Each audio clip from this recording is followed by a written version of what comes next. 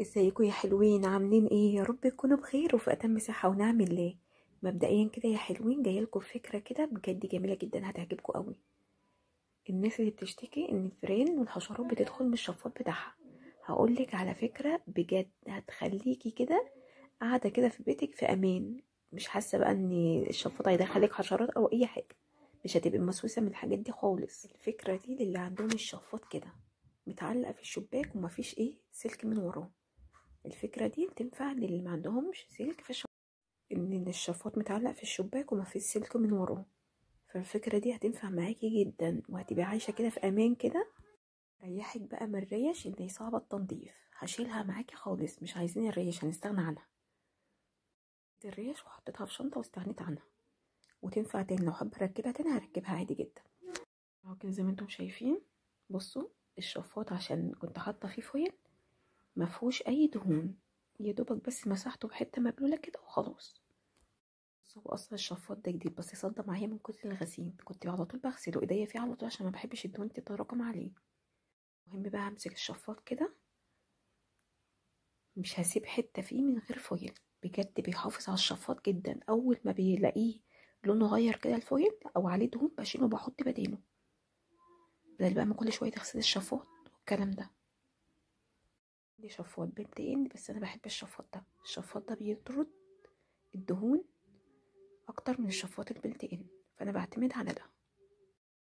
فطبعا بشغله على طول فالدهون بتبقى عليه كتيره جدا، فانا بحطه كده بعمله بالفويل كده عشان يحافظ لي عليه. بصوا زي ما قلت لكم من كتر ما الغسل فيه صدى معايا زي ما انتم شايفين كده.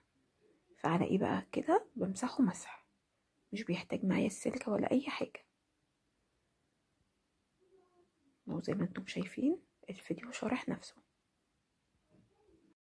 اهو كده زي ما انتم شايفين بحط الفويل والزقه باللزق عشان لما اشغل الشفاط الهواء ما يطيرش الفويل، فيبقى ثابت معاكي كده.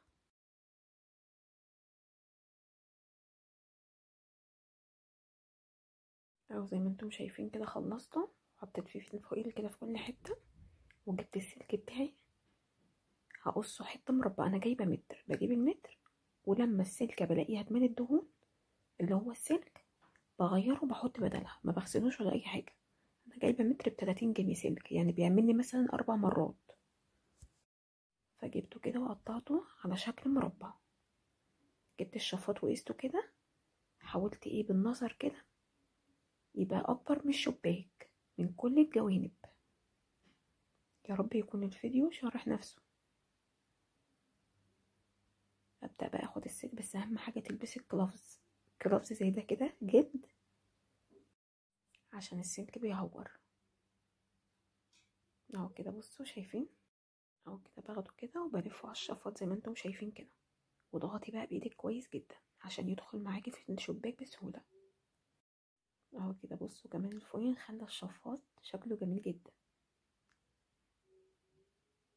وزي ما قلت لك اول ما بلاقي السلك متراكم عليه دهون مش بغسله ولا اي حاجه، حابه تغسلي براحتك، بس انا ايه ببقى جايبه متر كده وشايلاه.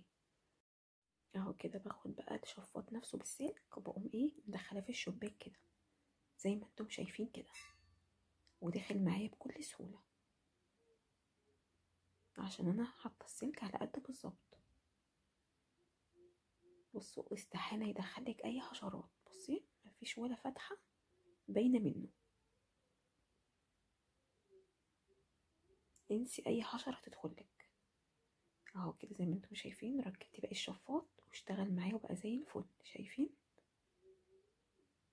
بصي بقى حابه اقولك على فكره، انا مش بستخدم الخيطه اللي بتبقى نازله من الشفاط ده عشان افتحه، انا بشغل من الفيشه وبطفي من الفيشه.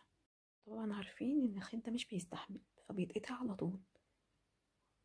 اهو مسكتهم كده بالفيشه بالخيطه وعملتهم بالفويل عشان الدهون، شايفين بيحافظ لي على الفيشه ما بيخليش يجي فيها دهون. بقى يكون الفكره عجبتكم، لو عجبتكم بقى فكرتي متنسونيش في اللايك الحلو منكم والكومنت الحلو عشان ارحب بيكم، والاشتراك طبعا في القناه. يلا يا حلوين نتقابل في فيديو جديد ان شاء الله في حفظ الرحمن.